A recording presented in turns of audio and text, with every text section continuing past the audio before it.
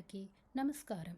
ఈరోజు వీడియోలో మనం నిన్ను నొప్పించే వాళ్ళను హ్యాండిల్ చేయడానికి 5 మార్గాల గురించి తెలుసుకుందాం. జీవితంలో మనకు నొప్పించే వాళ్ళు చాలామంది ఉంటారు. మాటలతో, వ్యవహారంతో వినిపించేలా తీరుగేనైనా. కానీ అత్యంత ముఖ్యమైన విషయం ఏమిటి అంటే వాళ్ళు నిన్ను ఎలా హర్ట్ చేస్తారు అన్నది కాదు.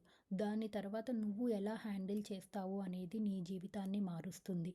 ఈరోజు నిన్ను నొప్పించే వాళ్ళను ఎలా హ్యాండిల్ చేయాలి అనేది నేను మీకు చెప్తాను. ప్రతిసారి స్పందించాల్సిన అవసరం లేదు. కొన్ని మాటలు, కొన్ని వ్యాఖ్యలు, కొన్ని చర్యలు మనసులో కత్తిలా గుచ్చుకుంటాయి. మన ఫస్ట్ రియాక్షన్ వెంటనే సమాధానం ఇవ్వాలి అనిపిస్తుంది. కానీ నిజం ఏమిటి అంటే అన్ని మాటలకు స్పందన అవసరం లేదు. ఎవరో కోపంతో, అసూయతో, ఇన్సెక్యూరిటీతో మాట్లాడుతారు. వాళ్ళ మాటలకు మీనింగ్ ఉండదు. కానీ మనం రియాక్ట్ అయితే వాళ్ళకు కావాల్సింది అది. నువ్వు మాట్లాడకపోతే నీ సైలెన్స్ వాళ్ళని ఆలోచింపచేస్తుంది. నీ కామ్నెస్ వాళ్ళను కన్ఫ్యూజ్ చేస్తుంది. అందుకే గుర్తుంచుకో, silence is not weakness, it is maturity. Next, నీ శాంతిని కాపాడుకో, వాళ్ళు కాదు. ఎవరైనా నిన్ను హర్ట్ చేస్తే మన మనసు వెంటనే డిస్టర్బ్ అవుతుంది. కానీ నిజమైన శక్తి ఏమిటి అంటే నీ శాంతిని కాపాడుకోవడం. నీ డే, నీ మూడ్, నీ మైండ్ ఇవన్నీ ఇతరుల చేతుల్లో ఉండకూడదు. వాళ్ళు ఏం చెప్పినా, ఏం చేసినా నువ్వు మెంటల్గా స్టేబుల్గా ఉండాలి. అదే ఎమోషనల్ స్ట్రెంగ్త్.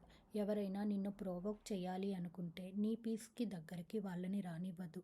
ఎందుకంటే నీ శాంతి నీ పవర్. నెక్స్ట్, బౌండరీస్ పెట్టు, యాక్సెస్ తగ్గించు. మనిషి మనసు నొప్పించేదెవరో తెలుసా? మనపై అథారిటీని మనమే ఇచ్చిన వాళ్ళు. బౌండరీస్ లేకపోతే ఎవరైనా నీపై కంట్రోల్ పొందుతారు. వాళ్ళు నిన్ను ఉపయోగించుకుంటారు, పెద్దగా వాల్యూ ఇవ్వరు. బౌండరీస్ పెట్టడం సెల్ఫిష్నెస్ కాదు, ఇది సెల్ఫ్ రెస్పెక్ట్. నిన్ను హర్ట్ చేసే వాళ్ళతో డిస్టెన్స్ పెట్టు, వాళ్ళకి ఉన్న యాక్సెస్ తగ్గించు. నీ టైం, నీ ఎనర్జీ, నీ హార్ట్ అన్నీ ప్రైజ్లెస్. ఎవరికీ దొరికేలా వదిలేయవద్దు. నెక్స్ట్, వాళ్ళ యాక్షన్స్ వాళ్ళ గురించి చెబుతాయి, నీ గురించి కాదు. ఎవరైనా నిన్ను చిన్నచూపు చూస్తే, నిన్ను నొప్పిస్తే, వీధిలో ఉన్నట్టు మాట్లాడితే చాలామంది వెంటనే ఇలా అనుకుంటారు, నాలో ఏదైనా తక్కువగా ఉందా? కాదు, అది నీ విలువకు సంబంధించిన విషయం కాదు. అది వారి క్యారెక్టర్ గురించి మాత్రమే చెప్తుంది. పీపుల్ హర్ట్ అదర్స్ బికాస్ వాళ్ళు ఇన్సెక్యూర్డ్గా ఉంటారు. వాళ్ళు అర్థం చేసుకోలేరు. వారి వల్ల వచ్చిన సమస్యలను నీ మీద వేసేస్తారు. వారు emotionally immature. Their behaviour reflects their inner world, not your worth. నీ వాల్యూ, నీ గుడ్నెస్, నీ క్యారెక్టర్ వారి మాటలతో మారిపోదు. నెక్స్ట్, ఫర్గివ్ చెయ్యి, కానీ మళ్ళీ అంత దగ్గరగా చేరవద్దు. ఫర్గివ్నెస్ అంటే వారి మిస్టేక్స్ను ఒప్పుకోవడం కాదు. నేను మర్చిపోతాను అని నటించడం కూడా కాదు. ఫర్గివ్నెస్ అంటే నీ హృదయంలోని బాధను విడుదల చేయడం. కోపాన్ని మానుకొని ఉండడం నీ మనసుని నాశనం చేస్తుంది.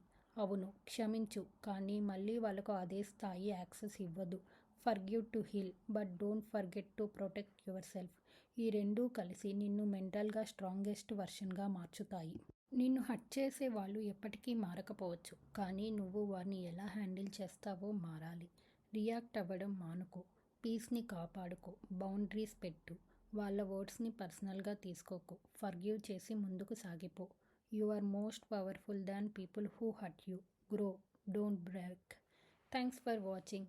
మీకు ఈ వీడియో నచ్చిందా? అయితే లైక్ చేయండి, కామెంట్ కూడా చేయండి. Please like, share and subscribe gusset Telugu channel.